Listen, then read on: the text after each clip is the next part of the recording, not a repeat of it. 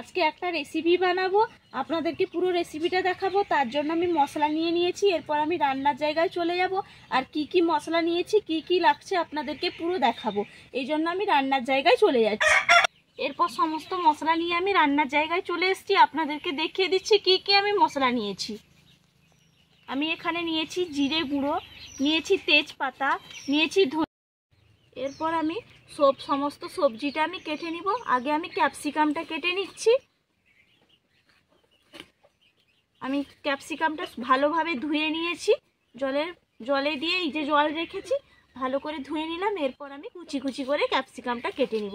পুরো ক্যাপসিকামটা লাগবে না, অর্ধেকটা হলে হয়ে যাবে। এই যে এতটা নিয়েছি আর অর্ধেকটা আমি রেখে দিলাম।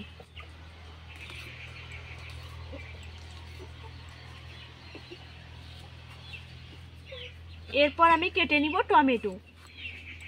টমেটোটাও আমি কুচি করে নিচ্ছি।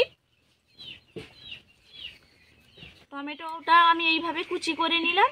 এরপর আমি লঙ্কা নিয়েছি, কাঁচা লঙ্কাটা আমি মাঝখান দিয়ে এইভাবে আমি চিড়ে নিব।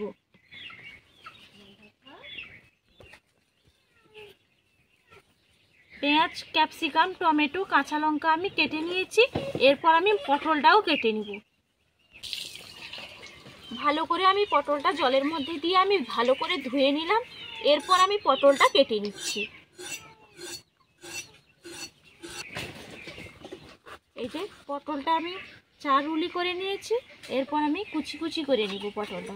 আমি এইভাবে পটলটা আজকে কেটে নিয়েছি। এরকমভাবে আমি সবগুলো পটল কেটে নিব। এরপর আমার পটলটা কাটা হয়ে গেছে, একটা বাকি আছে, এটা কেটে নিচ্ছি পটলটা।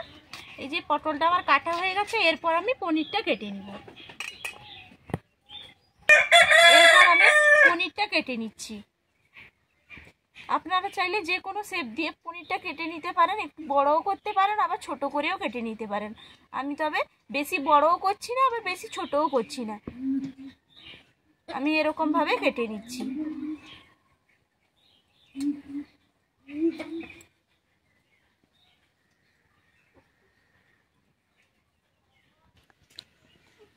এই যে আমি পনিরটা কেটে নিলাম এইভাবে। এরপর আমি উনুনটা ধরিয়ে নিব, তারপর রান্নাটা করব। উনুনটা ধরানোর আগে আমি আদা রসুনটা বেটে নিচ্ছি।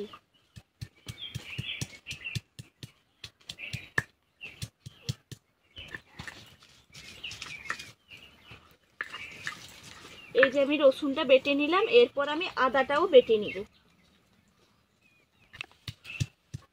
এরপর আমি আদাটা বেটে নিচ্ছি।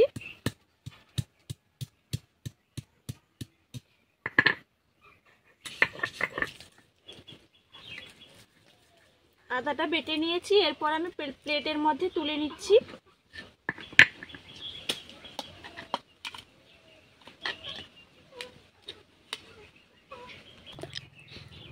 আদা রসুনটা তো বেটে নিয়েছি, আপনাদেরকে দেখালাম। এরপর আমি চারমগজটা বেটে নিব আর কাজুটাও বেটে নিব।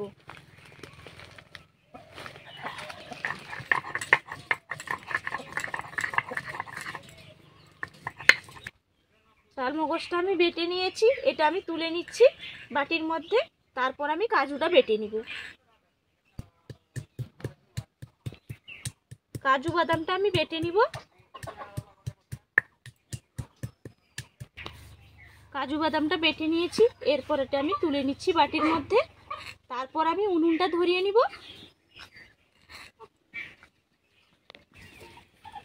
উনুনটা আমি ধরিয়ে নিয়েছি। এরপর আমি উনুনের উপর কড়াইটা চাপিয়ে দিব।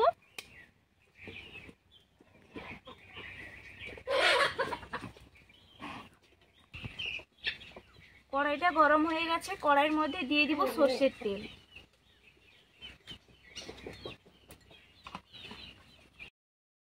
তেলটা গরম হয়ে গেছে। এরপর আমি পটলটা ভেজে নিব।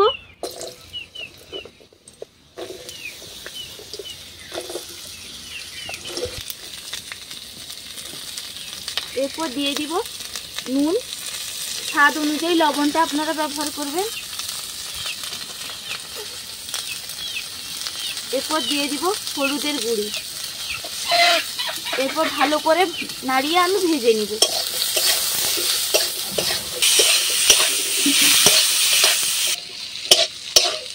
পটলটা ভাজা হয়ে গেছে, এরপর এটা আমি তুলে নিচ্ছি।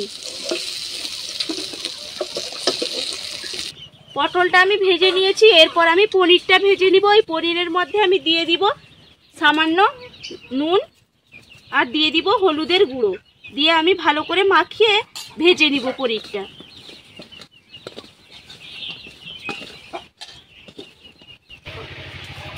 হলুদ আর নুনটা ভালো করে মাখিয়ে নিয়েছি। কড়াইয়ের মধ্যে পটল ভেজেছিলাম, কিছুটা তেল থেকে গেছে, আর সেই তেলেই আমি ভেজে নিব পনিরটা।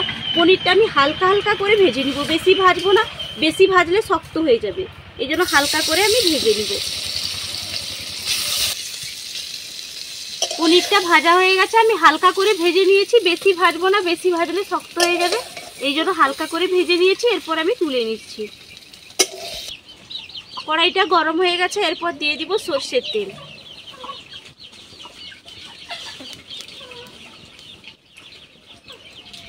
তেলটা গরম হয়ে গেছে, তেলের মধ্যে দিয়ে দিলাম তেজপাতা,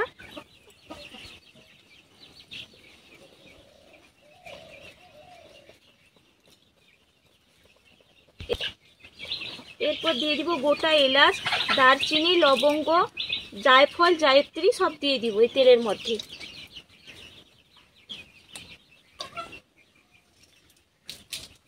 দিয়ে ভালো করে আমি নাড়িয়ে নিচ্ছি।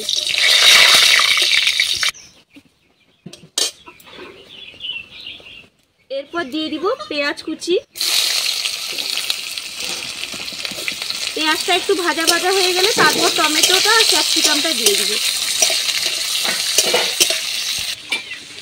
পেঁয়াজটা ভাজা হয়ে গেছে, এরপর দিয়ে দিব কাঁচা লঙ্কা, দিয়ে দিব টমেটো কুচি,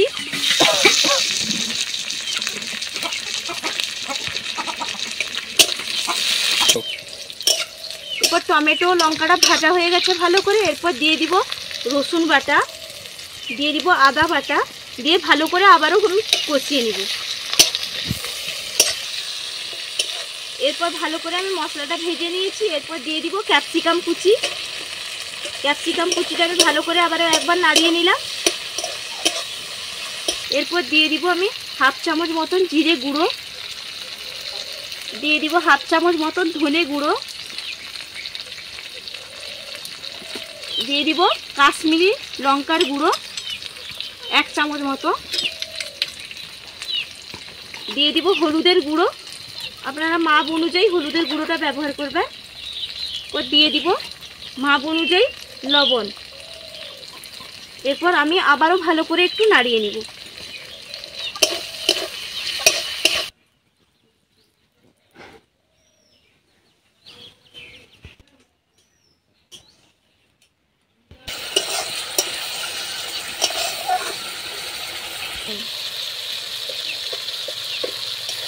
মশলাটা ভালোভাবে আমি কষিয়ে নিয়েছি, এরপর আমি একটু সামান্য জল দিয়ে দিব যাতে মশলাটা বসে না যায়, সেজন্য আমি একটু জল দিলাম।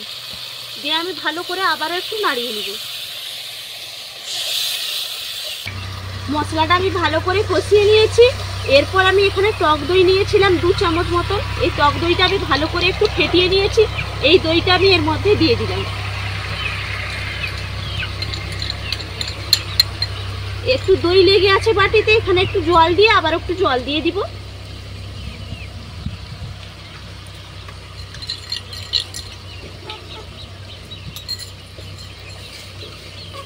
দিয়ে ভালো করে আমি একটু নাড়িয়ে নিলাম। মশলাটা আমি ভালো করে কষিয়ে নিয়েছি, এরপর আমি পটলটা যে ভেজে রেখেছিলাম সেই পটলটা আমি মশলার মধ্যে দিয়ে দিলাম, দিয়ে আমি আবারও একটু ভালো করে নাড়িয়ে নিব।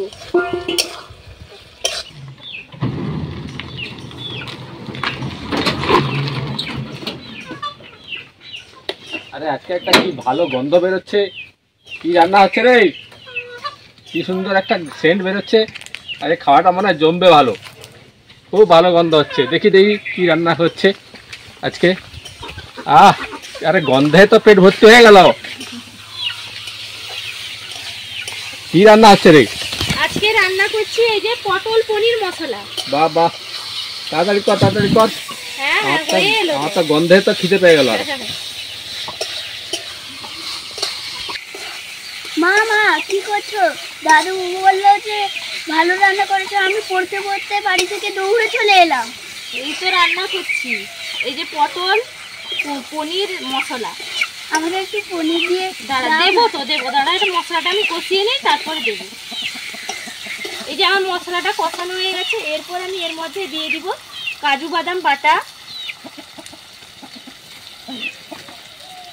চালমগজ বাটা।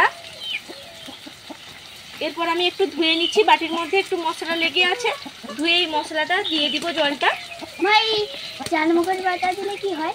দারুণ টেস্ট হয়, খেতে ভালো লাগে। মা আমাকে কাজু বাদাম দিলে না দিয়ে দিল? আমি তো কাজু বাদামটা বেটে নিয়েছি আগে থেকে, তোকে দিব কি করে বল। এই যে আমি কাজু বাদাম বাটা আর চারমগজ বাটাটা দিয়ে আমি আবারও একটু ভালো করে নাড়িয়ে নিলাম। মা মা ওটা কি? কোনটা? ওই যে এইটা না ওটা। ওটা হ্যাঁ। এটা গোলমরিচ। আর ওইটা? এটা পনির মশলা। সব কিছু জেনে নিচ্ছে, তুই কি রান্না করবি নাকি? ভালো, আবার যদি শরীর অসুস্থ, যে কোনো রুটি পরোটা ভাত সব দিয়ে খাওয়া যাবে। সত্যি?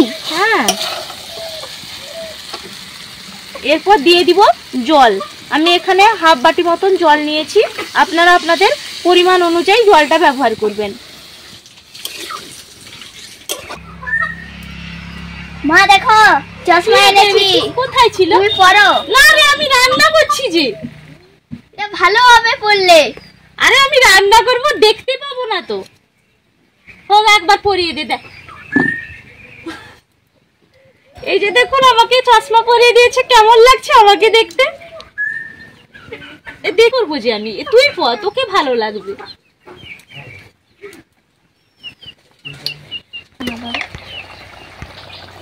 এরপর আমি স্বাদ অনুযায়ী চিনিটা ব্যবহার করলাম। চিনিটা আপনারা আপনাদের মাপ অনুযায়ী ব্যবহার করবেন, আপনারা চাইলে দিতেও পারেন নাও দিতে পারেন, তবে আমি একটু চিনি ব্যবহার করলাম। মা আমার আর অপেক্ষা হচ্ছে না, আমাকে তাড়াতাড়ি দাও। ও খাবি তো, হয়ে গেল আর কি। মা একটা কথা বলবো? হ্যাঁ বল। আমাকে এই চশমাটা কেমন লাগছে? কেমন লাগছে? পুরো হিরো লাগছে। তরকারিটা ভালোভাবে ফুটে গেছে এবং মাখা মাখাও হয়ে এসছে। এরপর আমি দিয়ে দিচ্ছি এই যে পনির চাট মশলা। আমি এখানে হাফ চামচ মতন পনির চাট মশলা দিলাম। তারপর আমি নামিয়ে নিব। আমাকে দাও না। দিচ্ছি, দাঁড়া। আমার ছেলে ততক্ষণ থেকে বলছে মা দাও না দাও না, দাঁড়া দিচ্ছি, একটু আগে তোকে দিয়ে দেই তারপর দাঁড়া নামাবো।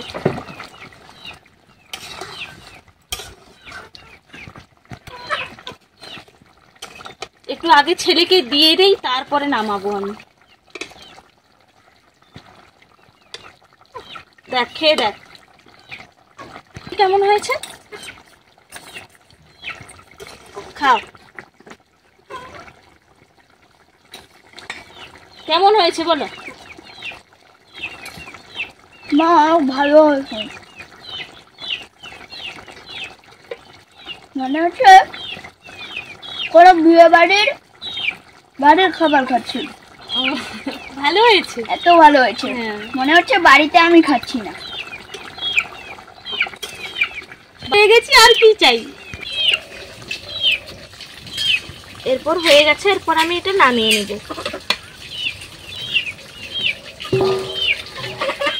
এরপর আমি নামিয়ে নিলাম। দেখুন দেখতেও দারুণ হয়েছে আর গন্ধও দারুণ বেরিয়েছে। এরপর আমি এর মধ্যে দিয়ে দিব ঘি।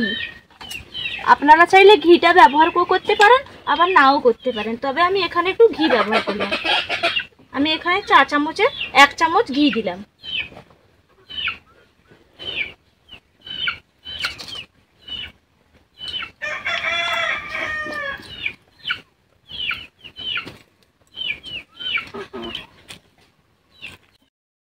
এই যে ভাত দিয়ে দিয়েছি, এরপর সবাইকে রান্নাটা খেতে দিচ্ছি, খেয়ে বলবে যে কেমন হয়েছে।